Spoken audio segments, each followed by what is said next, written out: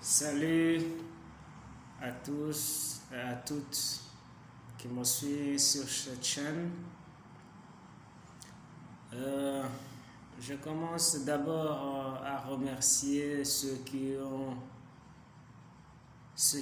se sont abonnés sur cette chaîne et ceux qui me suivent aussi. Donc aujourd'hui je profite de cette occasion pour vous dire joyeux Noël et bonne année, et que cette année soit une année de prospérité, une année de savoir comment s'exprimer en français, une année d'être bien protégé par le bon Dieu, comme vous le savez tous. Et aujourd'hui, j'ai pris le temps pour vous enseigner ces mots, les mots qu'on utilise pour ces fêtes, la fête de Noël et la fête de bonne année, pour que ça va vous aider dans les années à venir, pour que vous pouvez souhaiter quelqu'un ou quelqu'une dans la langue française ces années, ou bien l'année, comme vous le savez. Donc, nariko ndabaramutsa mu majambo make, nongera mfata aka kanya mbashimira ku bantu biyabonesheje, ku bantu bifuza gukomezanya nanje kugira ngo tuze turiga amajambo amwe mu rurimi rw'igifaransa, kugira ngo dushobore kwiyexprima mu gifaransa neza.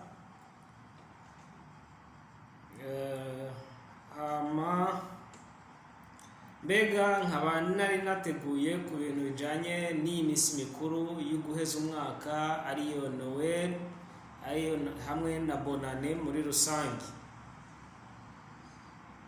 Ni ukuvuga hari amajambo ashika nko kuri 10 nari nateguye kugira ngo dushobore kwigira hamwe, dushobore kuganira ko nkuko bisanzwe. Turatangura ijambo rya mbere niryo muhora mwumva bavuga ngo joyeux Noël. Joyeux Noël ni mu gihe uriko wifuriza umuntu Noheli nziza canke Noel, bivanye naho uri. Mu Kirundi bavuga Noeli nziza, hakaba mu Kinyarwanda bakavuga Noheli nziza. On répète en français, joyeux Noël.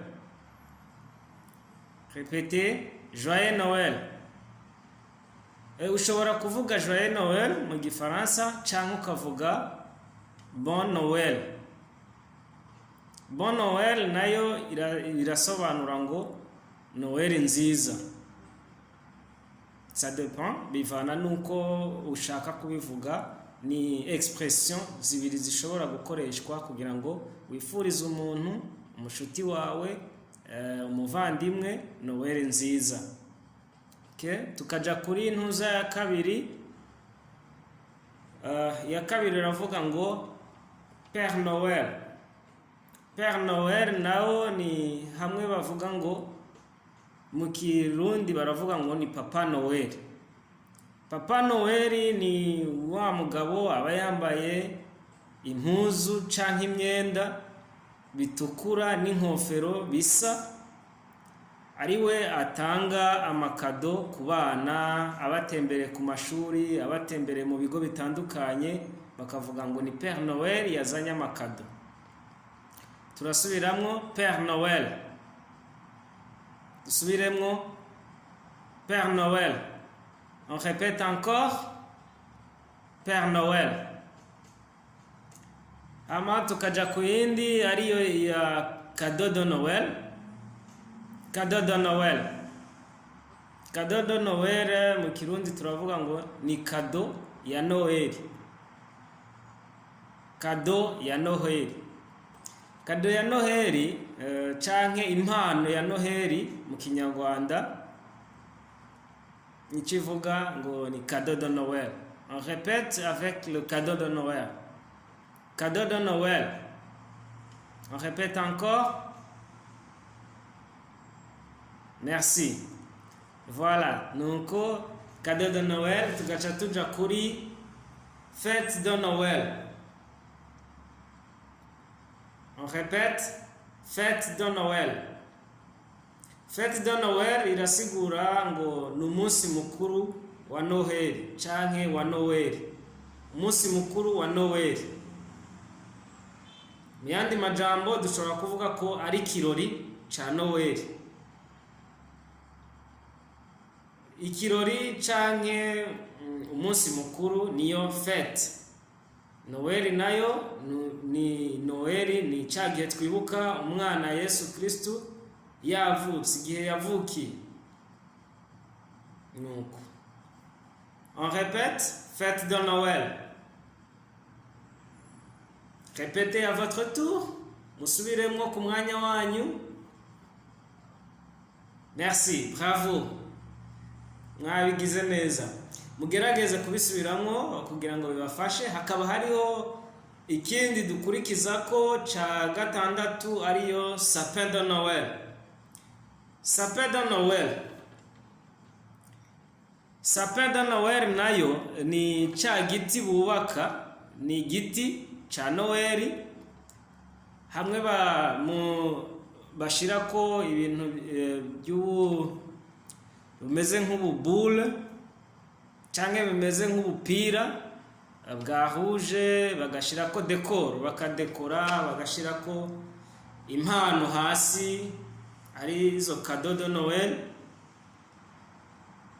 Mu bakatolika naho bagashirako ngo akana bagashushanya, bagashirako n'intama, mbega bagashiraho n'abungere baje gushengerera. OK? Dusubiremo sapin de Noël. Le sapin de Noël. Musubiremo namwe ku mwanya wanyu. Subiramo sapin de Noël. Murakoze. Hama turaja ku kindi cindwi arico bonne année. Bonne année ni igihe cyo guheza umwaka, ni cya gihe wifuriza umuntu umwaka mwiza. Bonne année gisigura umwaka mwiza.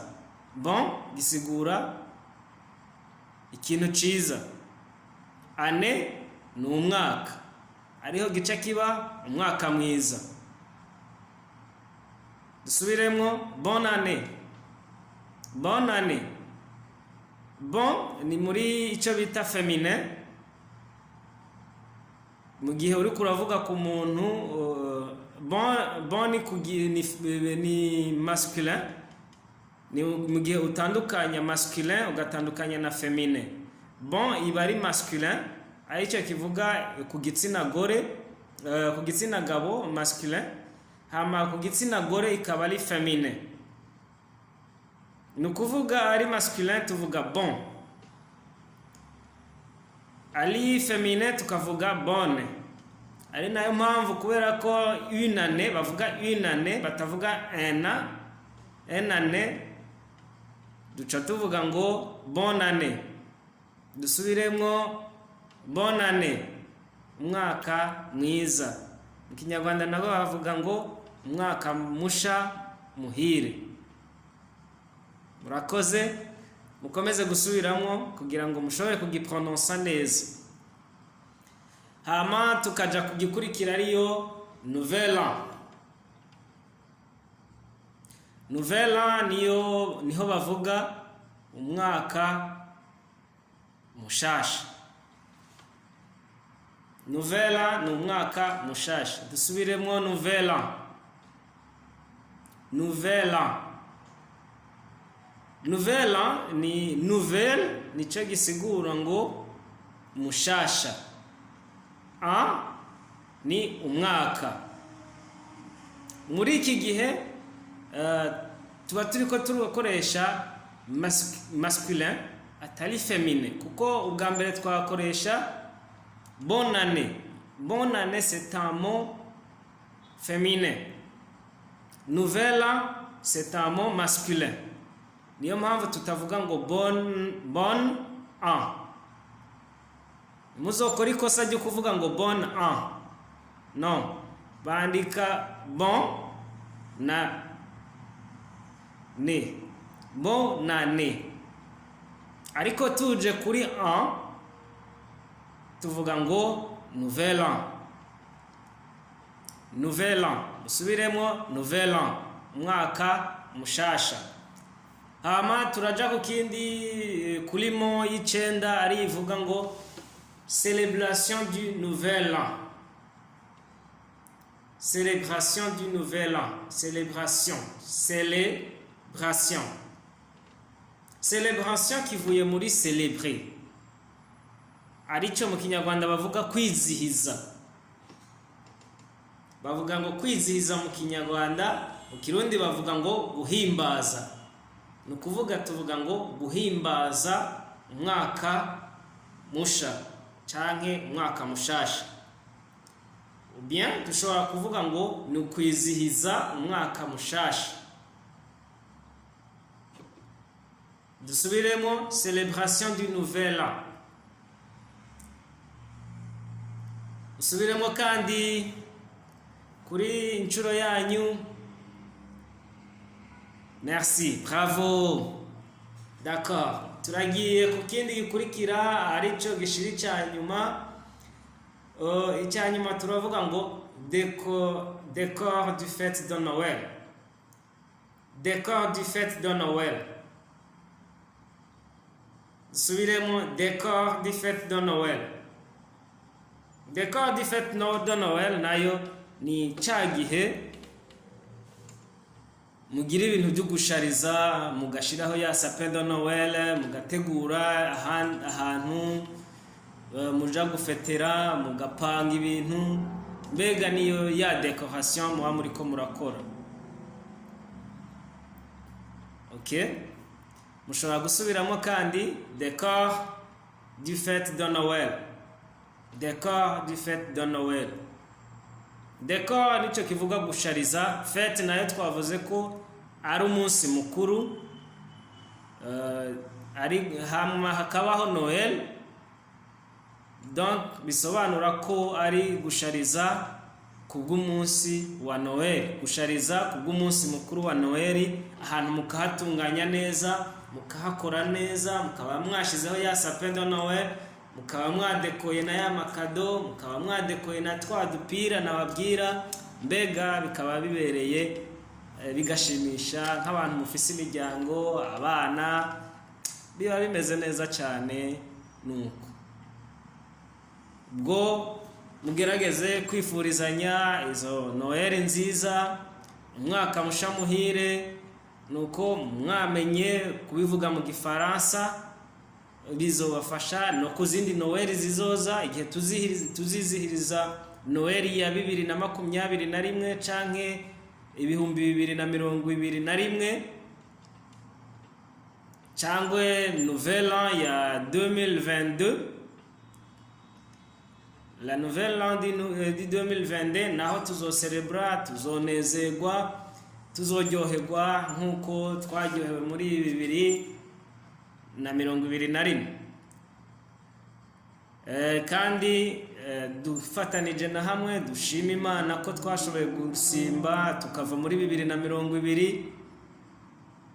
Nukuvuga twarangije na lesson y'uyu munsi, ariko nari nifuje gufata akakanya nshima Imana kuri bwebwe mwese bene data canke inshuti, abagenzi, abakunzi banje, abakunzi b'ibyo nigisha, kugira ngo tunezerwe dushima Imana kuba yaraturinze muri 2020. Ibintu byari bikomeye, ibintu ntibyari byoroshe, ariko tukaragiza cyane cyane Imana n'uyu mwaka wa 2021 kugira ngo uzotubere w'impinduka. Ibi bihe bikomeye bizohere, iyi corona iveho mu izina rya Yesu, mbega dutsinde umwasi, hamwe tuzokomera tugasubira guhura dushima Imana, twifurizanya Noel nziza, twifurizanya umwaka mwiza muri 2022 bizoba bimeze neza. Ndabashimiye, murakoze, Imana ibazigame cyane.